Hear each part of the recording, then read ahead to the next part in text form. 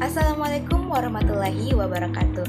Halo semua, perkenalkan saya Andina Sari Maharani dari kelas 2C Teknologi Kimia Industri dengan NIM 43223059. Pada kesempatan kali ini saya akan melakukan studi kasus mengenai kualitas air limbah yang ada di PT Petrokimia Gresik di Jawa Timur. PT Petrokimia Gresik adalah salah satu perusahaan industri terbesar di Indonesia yang bergerak di bidang produksi pupuk dan bahan kimia lainnya, berdiri sejak tahun 1972 dan berlokasi di Gresik, Jawa Timur. Sebagai produsen pupuk terlengkap di Indonesia, Petrokimia Gresik memproduksi berbagai jenis pupuk seperti pupuk urea, NPK, dan juga SP36, serta produk non-pupuk seperti amoniak, asam sulfat, dan juga asam fosfat. Nah, perusahaan ini memiliki peran penting dalam mendukung sektor pertanian nasional dengan menyediakan produk-produk berkualitas yang membantu meningkatkan kesejahteraan petani. Selain fokus pada produksi, PT Petrokimia Gresik juga berkomitmen terhadap praktik keberlanjutan dan pengelolaan lingkungan, termasuk pengelolaan limbah industri yang sesuai dengan standar nasional dan internasional. PT Petrokimia Gresik memiliki 3 pabrik, yaitu pabrik 1, 2, dan 3. Setiap pabrik yang ada di PT Petrokimia Gresik ini memiliki pengelolaan limbah tersendiri. Nah, limbah yang berada di pabrik 1, 2, dan 3 akan bertemu menjadi satu di bak agregator dan kemudian diolah, lalu berakhir di poin L untuk dibuang ke lingkungan. Namun sebelum itu terdapat parameter yang menjadi syarat mutu agar limbah-limbah tersebut dapat dibuang. Berdasarkan Peraturan Menteri Lingkungan Hidup Republik Indonesia Nomor 5 Tahun 2014, standar baku mutu air limbah industri termasuk industri pupuk seperti PT Petrokimia Gresik ini diatur untuk memastikan bahwa air limbah yang dibuang tidak mencemari lingkungan.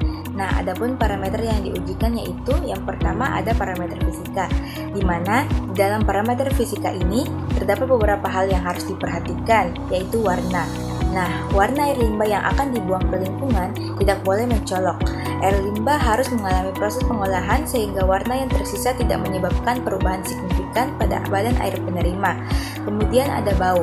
Tidak ada standar numerik khusus, namun air limbah yang dihasilkan tidak boleh mengeluarkan bau yang menyengat yang dapat mengganggu lingkungan sekitar. Kemudian ada viskositas.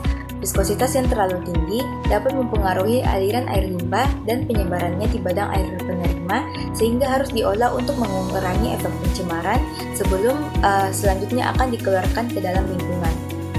Nah, selanjutnya ada parameter kimia.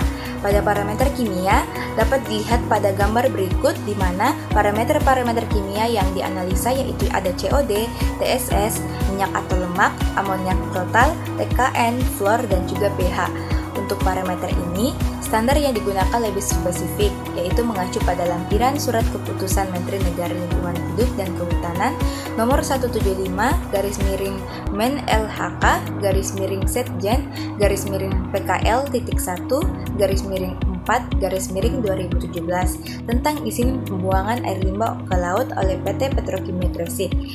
Adapun beberapa parameter yang tadi, yang pertama ada pH. Nah, pH di sini adalah parameter untuk mengukur kualitas air limbah yang menunjukkan suasana asam atau basa dalam perairan tersebut.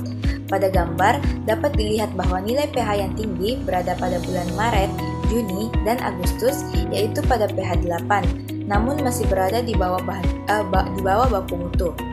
Kemudian seluruh nilai pH mencukupi baku mutu, yaitu berada di antara pH 6 sampai 9, sehingga parameter pH pada poin L berada pada nilai yang aman, yaitu sesuai dengan peraturan yang diikuti oleh PT Petrokimia Gresik ini.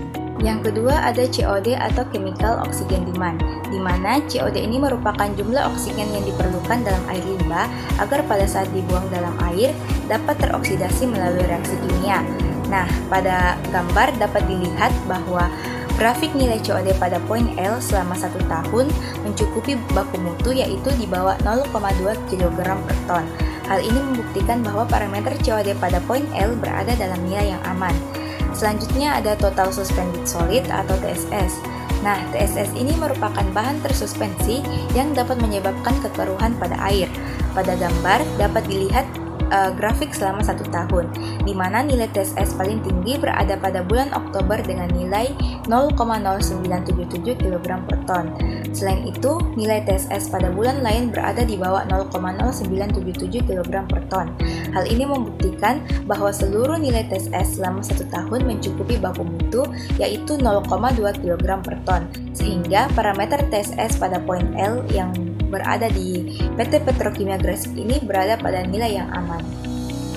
Kemudian parameter selanjutnya yaitu kadar minyak atau lemak, amonia total, dan total keldal nitrogen. Nah, dapat dilihat pada gambar-gambar berikut bahwa parameter ini juga berada dalam batas yang aman. Nah, berikut rangkuman analisa seluruhnya. Dapat terlihat bahwa seluruh parameter yang diujikan sudah berada dalam rentang aman baku mutu air limbah sesuai lampiran Surat Keputusan Menteri Negara Lingkungan Hidup dan Kehutanan nomor 175/MLHK/PKL-1/PKL-4/4/2017 tentang izin pembuangan air limbah ke laut oleh PT Petrokimia Gresik. Kemudian secara umum, parameter biologi yang diuji dalam air limbah industri yaitu uji total coliform di mana batas maksimumnya yaitu 3000 mpn per 1000 ml. Untuk itu, saya yakin dan percaya bahwa PT Petrokimia Gresik ini sudah memenuhi standar mutu air limbah sesuai dengan peraturan yang ada, di mana baik parameter fisika, kimia, maupun mikrobiologi berada dalam batas aman sebelum dibuang ke lingkungan. Semoga informasi ini bermanfaat dan semoga industri lainnya dapat memenuhi syarat baku mutu air limbah sebelum dibuang ke lingkungan guna mencemari pencemaran lingkungan yang telah ada.